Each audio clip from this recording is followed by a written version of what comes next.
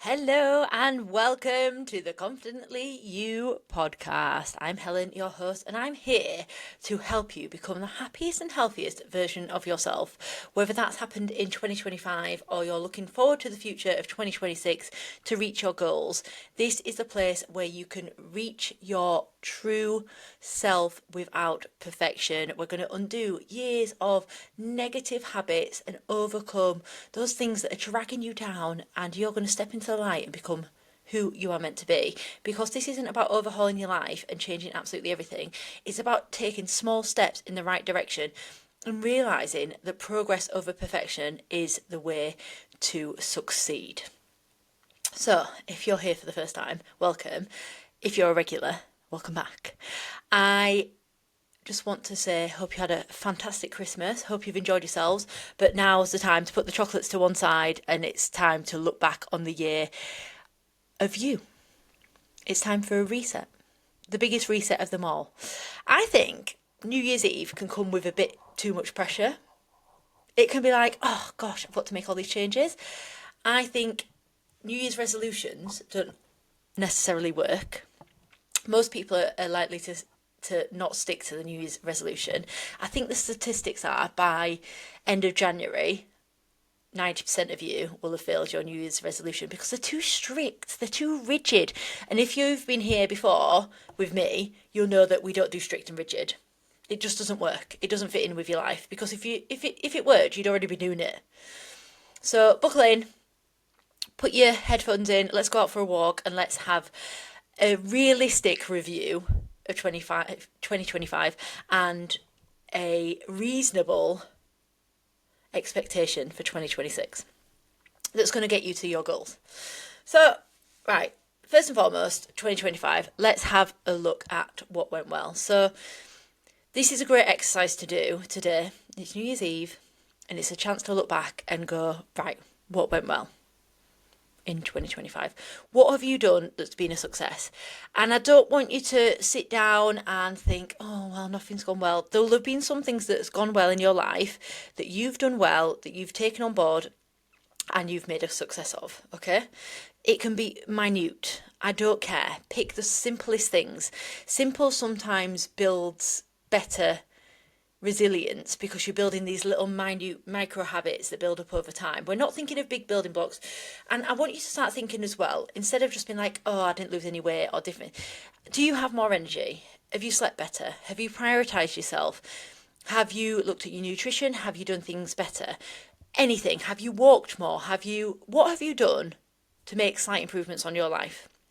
Have you protected your peace more? Have you said no to things that drain your energy? What have you done well this year? I want you to write those down. So if you're out on a walk now, obviously you're going to do this exercise when you get home. Now I want you to think of things you are grateful for this year. And this can be absolutely anything. The reason we practice gratitude is to look at our lives in a positive perspective. And the more minute details you get into, like a roof over your head, food in the fridge, absolutely anything that you're grateful for this year, people that have supported you, who's been there for you, who's supported you, what enjoyment have you had this year? 365 days is a long time. There must be things in there that you've loved and enjoyed. And it doesn't have to be about fitness, weight loss. It can be absolutely anything, because once you start seeing life through a more positive lens, and this is something I do every day, I do my gratitude journal every day without fail before I go to bed. The more you start seeing through a positive lens, the more positive your life will be. Okay? If you focus on the negative, and we've all got negatives, everyone on this earth, no matter if you're the richest person on earth or you've got a really good life, but people can still have negatives. Everyone's got the negatives. And if you focus solely on those negatives, your life will seem negative. Whereas if you focus on the positives, it'll seem more positive. I get sick of seeing people complaining about the weather in the UK. And I'm like, we are not in war. You should be grateful.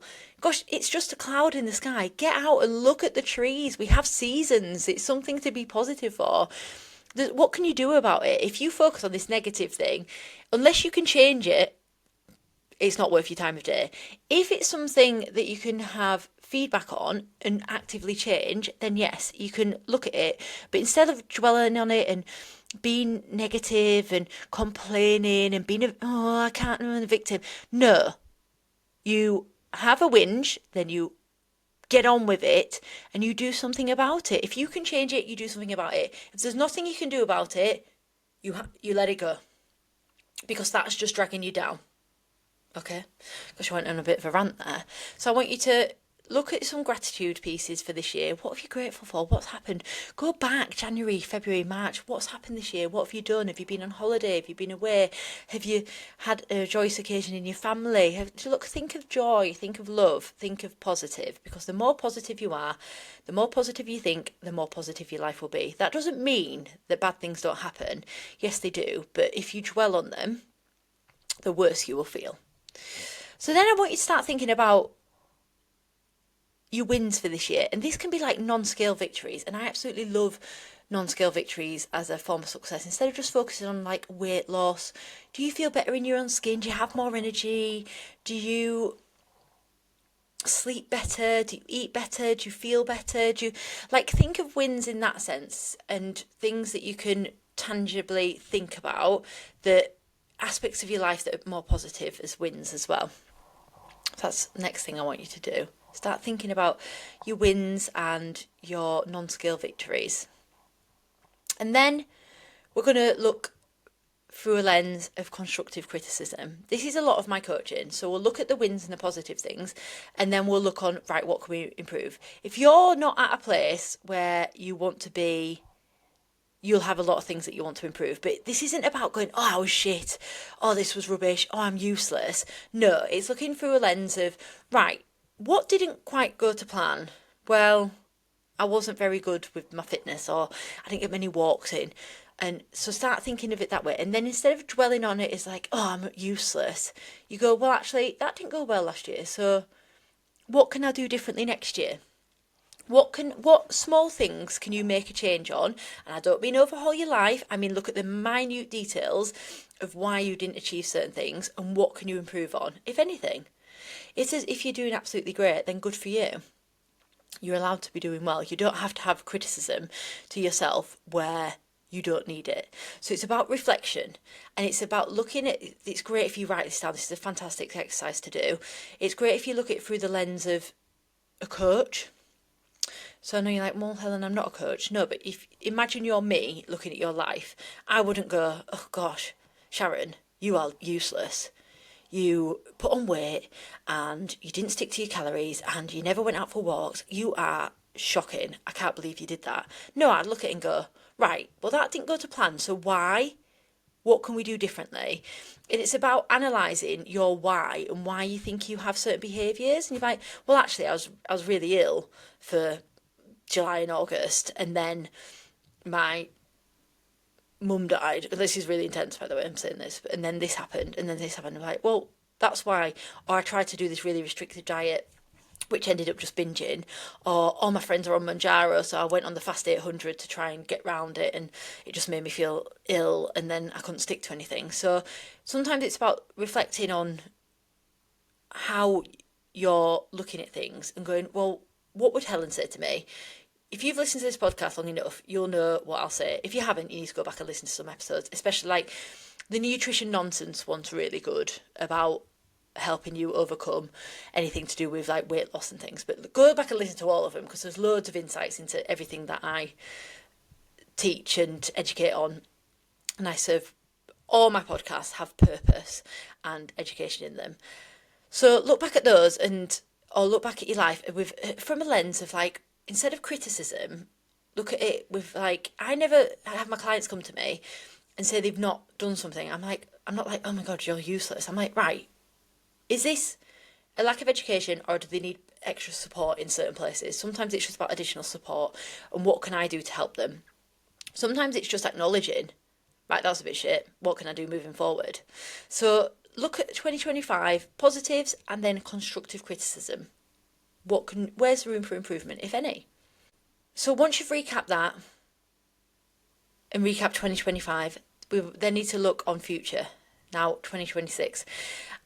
I'm in two minds about New Year as being a fresh start, because one, it's just another day, but two, it isn't an opportunity because you've had Christmas, you've probably overindulged, you're probably feeling a bit like a slug right now.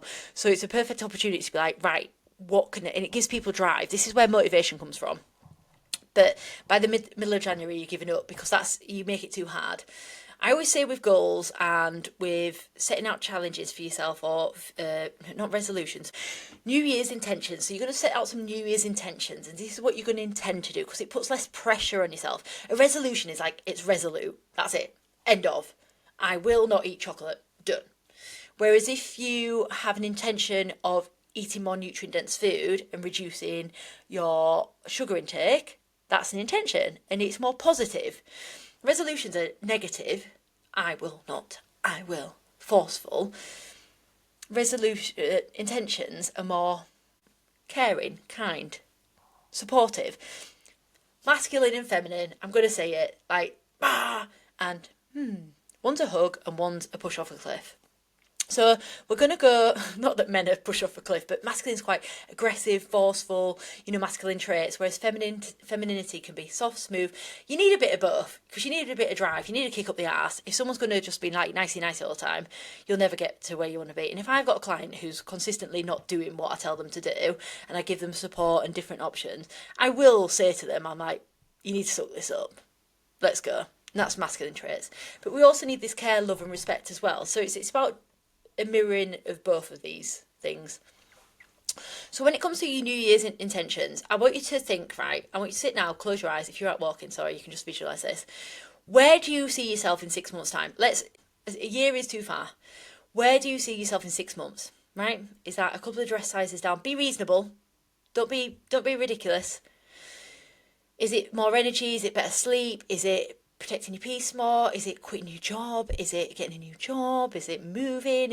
What is it? What does your life look like in 6 months' time? Okay? Have that. Dream big as well. Okay? I'm not going to say you're going to lose like 10 stone, but think like a couple of dress sizes. Be reasonable, but dream big. Fitter, running 10k, lifting these weights, or doing something in your life, hiking up a mountain, or something that you can manageably think about fitting in. Okay, and now we're going to backwards engineer it. So you've got your goal, you've got your vision. How are you going to get there? What steps are you going to take to get there? So let's pick a couple of dress sizes because that's the easiest one to just discuss, especially on topic, and it's probably resonates with a lot of you.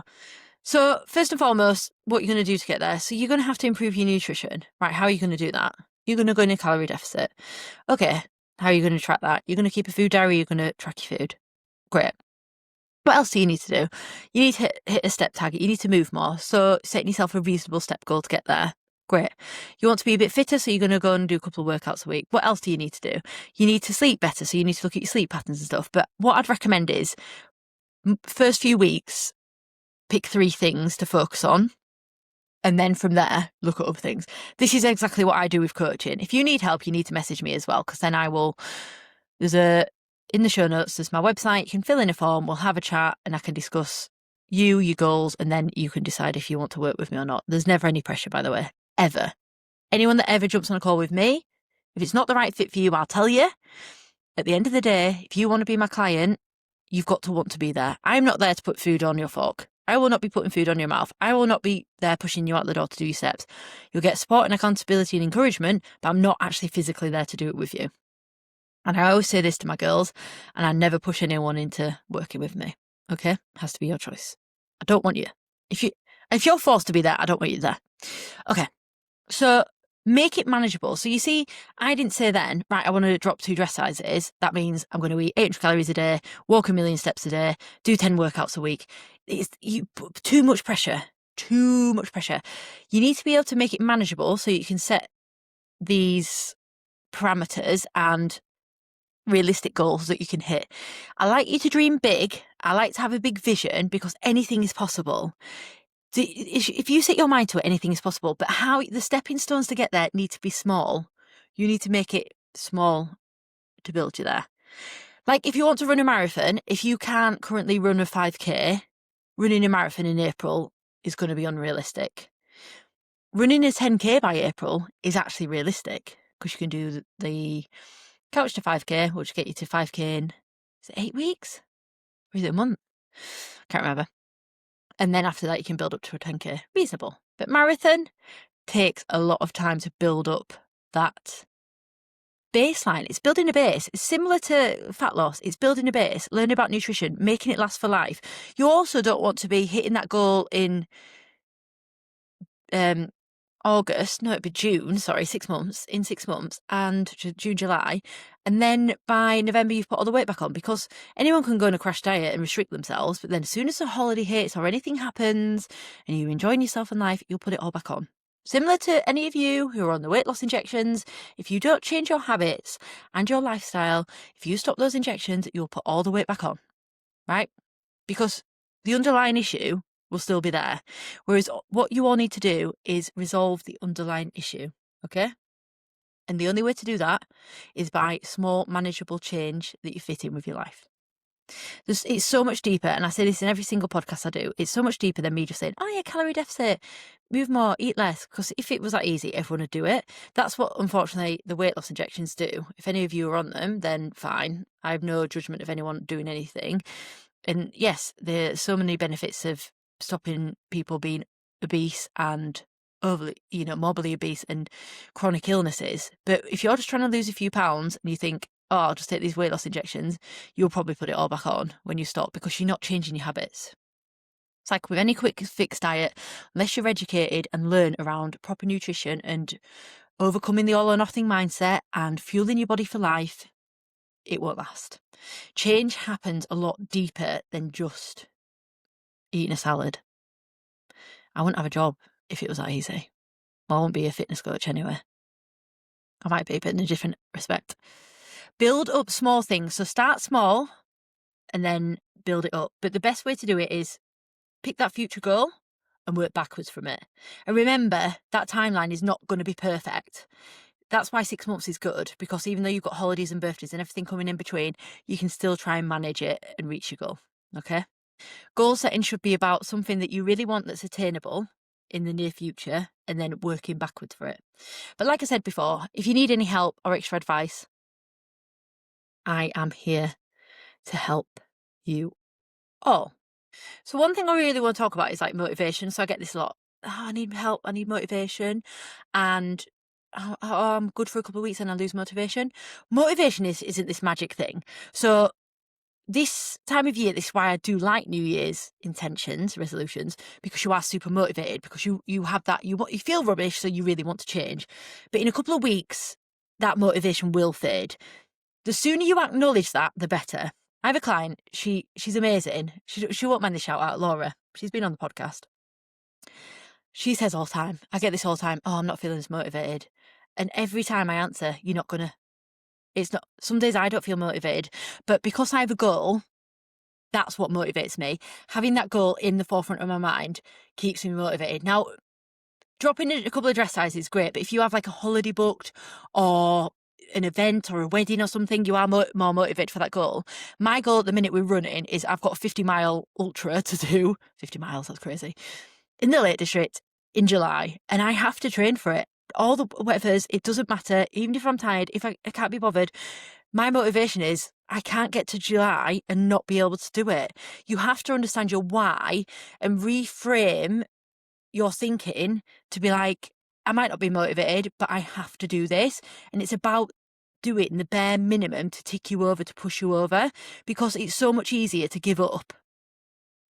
And your brain will want you to give up, and it'll be like, oh, I can't be bothered. You need to take today off. You don't need to track your calories. It's obsessive. No, you need to suck it up. And if you actually want to achieve your goals in 2026, part of this is going to be your expectations and managing your expectations, and to stop giving yourself a get out of jail free card.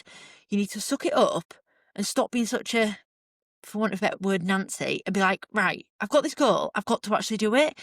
Our mindsets are our biggest hindrance or our biggest supporter. How you actually overcome things, setbacks happen, stop trying to be perfect, make it part of your life, make it your identity and who you're going to become in 2026. You need to decide what person you needs to be, okay? So stop chasing the outcome and start being, I'm someone that eats well. I'm someone who shows up for themselves. I'm someone who prioritizes my peace. I'm someone who trusts themselves, and I'm becoming who I want to be, because at the end of the day, your own mindset is what's going to have you succeed. I'm no different to you. The reason why I succeed is because I believe I'm going to do it. And I'm just like, but there's no, no doesn't exist. Progress over perfection, identity over outcome, consistency over intensity, head down and off you go, and 2026 will be successful. If you are needing more help, in the show notes, there's a link to my website. Fill in the form for the Confidently You program. There's no obligation. I will speak to you. If it's not the right fit, I'll be honest. If you don't like it, if it's too expensive, if you can't afford it, or whatever your excuse is, or if you just don't want to do it, I will not hound you and force you into it. I'll just go, okay, my clients are there because they want to be there, but I'd love to help some of you. And if you want the best number one supportive cheerleader in the world helping and supporting you, that's me. Because I am relentless. I will get you to where you want to be, because I won't give up on you. Even when you want to give up on yourself, that's the difference. I will be like, nah, come on, let's go. So let's make 2026 our year. Here's to 2025, and I'll speak to you all soon. Bye.